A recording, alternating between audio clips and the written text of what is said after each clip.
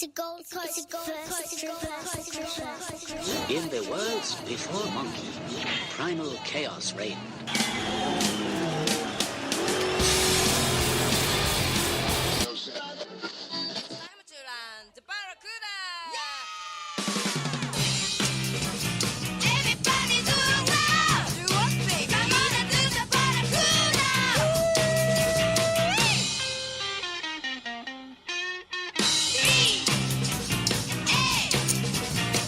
Chelsea Green.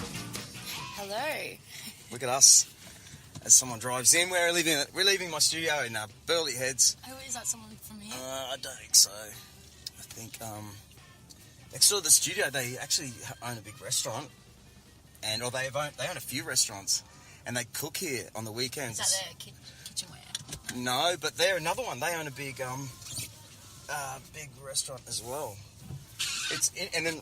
Oh, I don't want to say. Actually, we shouldn't say where they live because I don't want anyone to know where this studio is. But it's interesting what people do in their stuff. Like, the people who just drove in then. Yeah. They, cook in there. They've got a full kitchen, right? But they don't have a single sign outside. They just like make cakes and stuff, like all raw food. Lots of stuff you see in all the great restaurants. Just there, a couple of ladies. Cook it for the restaurant, so they've got a chef. Yep. And I hope my So Chelsea Green, whoa, yeah. Sorry to put you on the spot, champ. What we're doing, Chelsea's our replacement. I fill in. She's doing a couple of gigs with my Cheeseball cover band, which I've never really revealed the name. Maybe once or twice. God, I've got to get. That's the windscreen wipers. Yeah, mine did so the the same. Titanic's here, yeah. So how are you, Chels? I'm good. I've never been on a podcast before, so that's it. Feeling vulnerable. Well, it's good if you weren't already creeped out driving with me. But well, that's another good thing for you as being a singer, a singer with what's the word? Like you're young, the world's at your feet kind of thing. Yeah. You're going to appear on iTunes in 2 days. That's cool. Like, is this where this goes out to? Oh, yeah. It goes worldwide. It's on iHeartRadio in USA, Acast in the UK. Oh, wow. Spreaker, Stitcher in the US, and TuneIn in Australia, and iTunes everywhere. That's awesome. So I get just as much listens in the UK and America as I do here, but heaps in Jakarta and Fiji and sort of weird places. Yeah. To me, right? When I listen to any show, anywhere, I really like, it turns out I'm attracted to listening to American voices. That to me is like TV. Yeah. And so, and I don't really listen to many Aussie ones for the same reason. So I don't expect many Aussies to really listen. Yeah. I really just don't. I'm cool with that. But maybe Australia to Fijians or Indonesians who are trying to learn English, maybe that's why I get so many listens, because we are the next big city, sort of thing, and you're trying to learn about, and we're a tourist destination, so the Gold Coast, people kind of, maybe if you're poor and your first dream from Fiji or wherever is to go, man, I just want to go to the Gold Coast where it's like, it's nearby. Yeah. And it's always usually sunny, except for today. Yeah. So yeah, we're doing a wedding, huh? So we'll do this twice. We'll record. It's probably only a 40-minute drive. Okay. Or less. I can't wait to talk now, and then we do this gig, and we'll be like 6 hours later. We'll be driving home, and I guarantee our voices will be like, yeah. Mine already is like that because of this weather.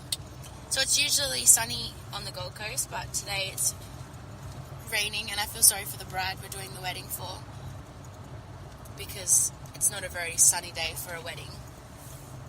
It's the worst. It's the worst. It's been like this for a week. Okay, if you were ever to get married, and have you been married before? No, okay. And I don't plan on ever getting married, but... That's what they all say. When I got married, it was super sunny. I was like, yep, okay, this is meant to happen. Yeah. I'm sure in every single bride and groom that wakes up to a rainy day, they go, this wedding sucks. we shouldn't be getting married. I hate this dude. You know what I'm saying? Like, it's the feeling of this is all cursed and why us? Yeah, definitely. And every wedding I ever sing at, it always rains. Maybe it's me that brings the bad luck. It is then, 100%. I think it must be. Yeah, we haven't done too many rainy ones. So it's, Well, this time of year is pretty unpredictable. Yeah, it feels like it's getting better, maybe? No. It was real bad this morning. Was it? Yeah. It wasn't raining where I live, but when I started driving to where I was meeting you, then it was pissing down. So were you on the X Factor? Yeah, last year. What's that like? It's an unusual experience. It's fun, and you meet a lot of incredible people, but it's also very different, I think, to what most people would expect and what you see on TV.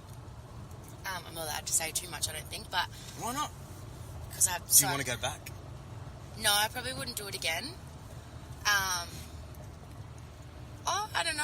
Well, it's the show's been cancelled now, so yeah. So I was on the last. I don't know if it's going to come back or not, but yeah, no, it was definitely a fun experience, but it was nerve-wracking. It was really and it was intense. Just like lots of interviews, and for 2 days you had to wear the same clothes that you're going to wear when you perform, and you don't know at all when you're going to go out. They could say right now, come out, it's time for you to sing. So go backwards though. So you did the audition somewhere, and they choose you. Yeah. So the audition, it's not on TV. Like what people see is not how it comes. So I went through 3 audition processes before even getting onto the stage, which is all still pre-recorded. The first audition was in Surface on the Gold Coast, and then I got through that one, and so did my best friend. His name is Nick Musson, and he's an amazing singer. And then I made it through the second round that day, and then got a call back to do another audition process, and then from there is when you go to Sydney, where they fly you over with, your family or whoever's going to be supporting you on camera. And then you get there. And do they pay? Yeah, they pay. They paid for my dad because I look after him, right. And myself. And I think a lot of people had other people that came that they didn't pay for, and they just paid. And anyway, so you get there, and it's all pretty nerve-wracking because you have no idea what to expect when you get there and what's going to be happening. And it's a long waiting process. You wait for a long time, and it was in the middle of winter in Sydney, and I'd never been to Sydney, so I was freezing. What part of Sydney? It was Olympic Park. Like Homebush sort of. Yeah, Homebush, yeah. Yeah, wow. Yeah, around there, and it was just I went back the second time because I got through the first round. But the first time we went there it was freezing, and we all stayed in this hotel together, all the contestants, which was really cool. But yeah, we stayed there, and it was really dodgy, the hotel that they put us in, and none of the cupboards worked, and a cupboard fell off and fell on my foot. Yeah, right. It was actually I used to live in that area of Sydney. In Homebush? Yeah, it's sort of a scuzzy area. They built it out there because, it was a cheap industrial area, so I know that area well. It's Yeah, it was pretty rough. Yeah. But, it was good experience, and what happened? So I'll tell you a funny story. So, just before I went on, because you're out the back, and then there's a live audience, and you're at the back, but because you're always on camera, you've always sort of, you can't be on your phone and doing things like that, which is fine. I didn't want to be on my phone anyway, but I've got this little penguin that a teacher gave to me in high school, my music teacher, because that was the only class I was good at in school, and the only class I went to, and she gave me this little penguin, and she said, take this anywhere if you go into a competition, it's good luck. But the outfit I was wearing for my audition, I wasn't wearing a bra because it was a crop top, and I was wearing underwear obviously, so I had to put the penguin, I had no pocket, so I had to put the penguin in my underwear. Or front or back? Just anywhere. Yeah, but where? Well, it was more to the back because it's a glass yeah, penguin. That's what I mean. It's a glass penguin, and it's got a little pointy glass nose on it, and when I was singing, the penguin's nose was stabbing me in the bum. Oh. and it was really painful. And I really needed to wee, and they wouldn't let me go to the toilet because I'd been drinking so much water. You know when you're nervous, you just drink. And then I kept asking... Hang on, so was this a live show? No, so it's pre-recorded, but there is a live audience there. So it's all crew and stuffing around and putting the crowd in the right places. So you're on. It's like being on set. Okay. Yeah, that's exactly what it felt like. And then constant interviews and things, so you can't just go do what you please, you know what I mean? And I really needed to do a wee. I'm pretty open. And I said, oh, can I please go to the toilet? Can I go to the toilet? They wouldn't let me. So my whole audition, I had a penguin poking me in the bum, and I was busting to go to the toilet. Wow. Did you go okay? I went the best I guess I could have gone. The nerves got in the way quite a bit, and I think the pressure of everything, because, you know, the days leading up, it's, you know, constant interviews. It's things you're not really used to. And, you know, you've got to do like 5 different interviews just in case of the outcome, because it's all pre-recorded. So, it was pretty full on, and I did the best I could, but I got through. The judges were Guy Sebastian, Iggy Azalea, and... Iggy Azalea? Yeah. Oh, what? Yeah. I remember when she was getting big. Yeah. I was checking out her going far out. Okay, wow. Yeah, she's cool. And then Adam Lambert, is that how you say his name? Yeah, Maroon 5, yeah. Yeah, well, he said no. Wanker. He said, yeah, fuck you. No, I'm just kidding. Exactly. And then he said I was too... What did he say? I was too... Is X Factor... No, I was thinking The Voice. Okay. Yeah, no. Okay. Do you know X Factor? Yeah. So he said I was too... What was the word? He goes, I mean, like, she's a doll. A doll. Uh-huh. But yeah, he said I wasn't... I was too much like everybody else. And then Iggy said yes, and then Guy was hesitant because he said he saw potential, but he thinks it could have been better. But then he ended up saying yes, so I made it through to boot camp. Wow. Which never got aired at boot camp. They cut boot camp because I don't know why. I don't know if they just had to cut the show down. I don't know. But there was a bunch of us that got through to boot camp where we did a 2-minute a cappella song, and there was 3 different categories, and I was in Guy Sebastian's, which was that was, I think, 23 and over or something. Then Iggy's was groups, and then Adam's was like the young ones. And then listen to me, I'm talking like I'm old. I'm like the young ones. So who was your... Mine was Guy. Okay. Yeah, and he was really cool. Super Christian. No, I don't know. He didn't come across like... He just came across really... Is he gay? Genuine. No, he's got a wife and like 2 or 3 kids or something. Okay. Yeah. Oh, yeah, that's Anthony Kalia.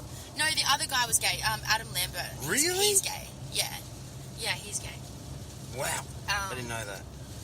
Yeah, and Guy was really cool. Like, off camera and on camera, he was the same sort of person. Yep. Like, he didn't change. Just a sweet dude. Yeah, and he's really genuine, like, just really nice. Yeah. And, anyway, so that was pretty intense because we had to stand on a stage for so long, and I was wearing the most uncomfortable high heels. I'd never really pick my outfits very well when I do things. And I had to stand there. We had to stand there. All right, so they let you pick your outfits, do your hair? Yeah, songs, no. They choose your song. Okay. Which was a bummer for me because they picked songs that obviously didn't show off my vocal ability. And wanky things they might say to test your... you're not like this, so we'll get you to do this song. You're yeah. I hate them when they do that. Yeah, like we gave them a list of like 50 songs that we do, but I mean 50 songs you're not going to put there's not 50 songs I can sing that are really, really show my vocal ability. If I could have had it my way, I would have picked a different song. But and just pause there, right? Don't you reckon? Because with all the singing you do, like I might learn a song and like it, but like we're talking in rehearsal, it's kind of like muscle memory. Yeah. And you might go, I can do this song. You do it. But if you do it every gig for even a year, like that's when you start playing with it. You actually can, like, you really put some effort into the words. Like, 100%. So that's a rough test. Yeah. That was, I think, the hardest thing is the song choice, because, especially if you didn't grow up with the song, too. Definitely. If you don't even know the song, you're like, and you'd be bullshitting them going, yeah, I know the song. Yeah. I know that one word in the chorus. Yeah, definitely. I was working with a good singing teacher at the time, and she she helped me through it quite a bit. In Sydney? Or no, where's boot camp back at? No, so boot camp was in Sydney, yeah, but when I was